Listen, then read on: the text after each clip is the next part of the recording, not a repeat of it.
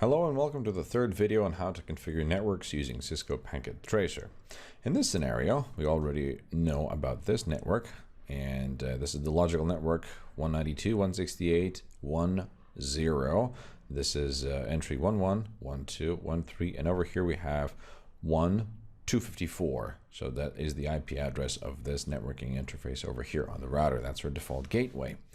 Identically, we have a similar network over here, physically identical with different computers, but we have a logical different address. So this is 192.168.2.0 network. This is computer 2.1, 2.2, 2.3, and this is 2.254. Very similar to this type of layout. Now we want to make that so that these computers can communicate with these computers over here. Let's say there's a very large local area network match or something over the internet, because the internet can literally be in between here. As an example, this is your home network, and this is another person's home network. Okay, so how do we do this? Well, let's go inside of the routers and we go into the physical view. Now over here, I'll zoom in, and these little empty slots is where we add additional modules. Now for this purpose, we're going to use a long-range serial connections. We're going to turn off our router, and we're going to add these guys. Now these guys were long range, and they go through your phone company or the cable company or the internet service provider. So we can get one or two, just plug them inside and power on the machine. Do the same thing with the other router. Go to the physical, probably zoom in. I need you, turn it off, come over here, and power on the machine. Now that we have these guys, we're almost ready. We're going to get this type of connection, and as you can see, there's a clock on it, and we'll see why that is.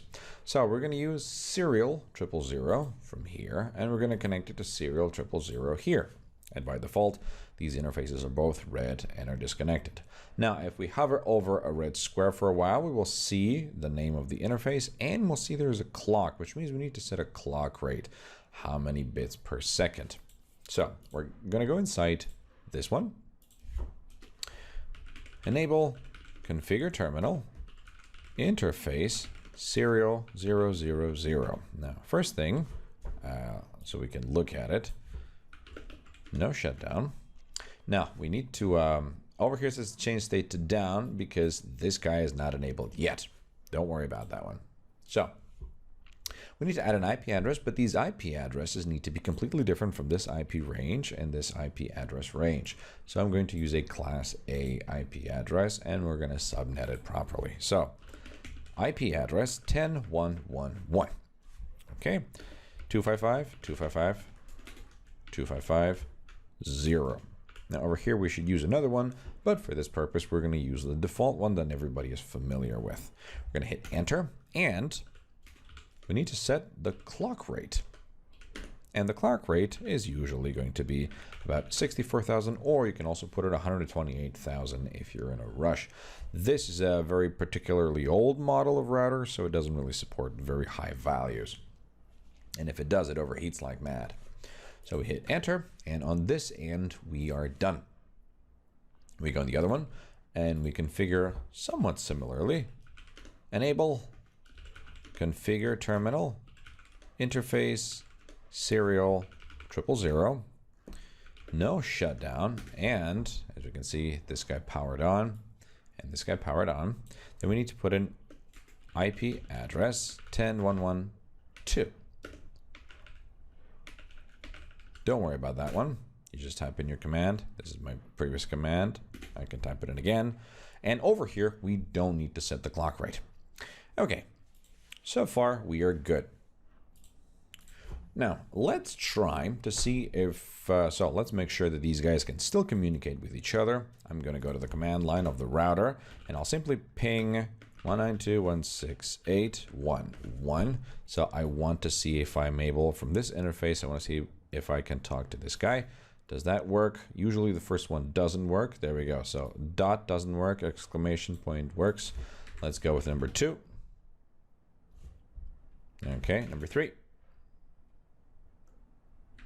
Myself.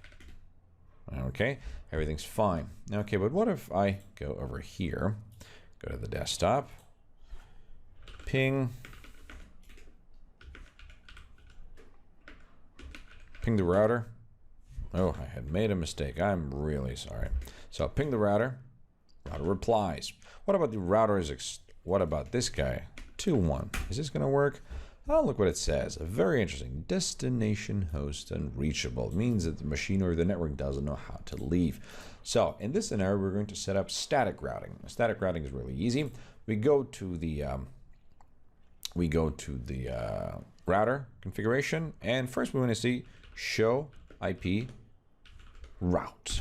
And over here, it's just going to say, there we go. So this guy, because it's a class A, it's supposed to be 8, but it's 24. So it says it's subnetted into one subnets, and it's directly connected. So 10.1.1.0 is directly connected to this interface, and we have a class C, right? It doesn't say it's subnetted because we're using the default subnet mask.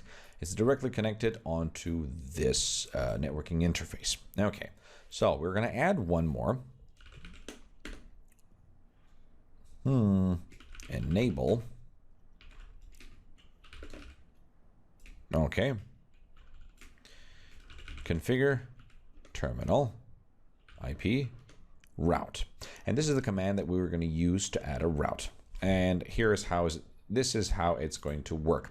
So I'm on this little device over here, and very simply it says if you want to access this network, you should send all of your packets onto this address over here, and we know this is 10.1.1, 10.1.1.1, 10.1.1.2. So we need to aim at this guy.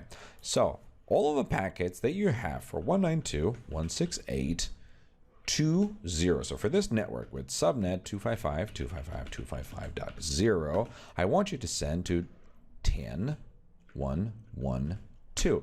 And we hit enter, and this is it. Okay, now we want to do the same thing. So for all of the packets that you have that want to go into this network, send them to this interface. So we go over here. We need to exit from the interface configuration and IP route, and we're going to go 192.168.1.0. So we want stuff, if you have packets towards this local logical network, we send them here, and we need to aim at this. We need to aim at this interface over here. So how does that work? Well, 10.1.1.1 and hit enter. Now I'll exit over here and I go show IP route, and now I have 3 entries, 2 of which are physically connected and 1 of which is a static route. Now let's see if these guys will work. So I'm gonna go first here. I'll exit. And I will type in ping. Can I see myself? Yes, I can. Can I see the other guy? Yes, I can. What about from this router? Can I see this machine? Let's see if that works. 2.1. First one usually fails, so let's wait. Aha, we have success. Can I see the other computer? Excellente. Can I see this computer? Okay, how about from this computer onto this guy? Okay, we go to the command prompt. We go ping 192.168.2.3. And we get a reply.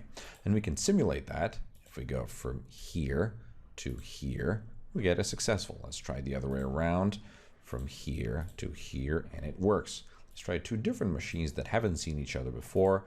They might fail, or as we can see, they have succeeded. Okay, this is the end of this video. I hope you understood something, and I'll see you in the next video.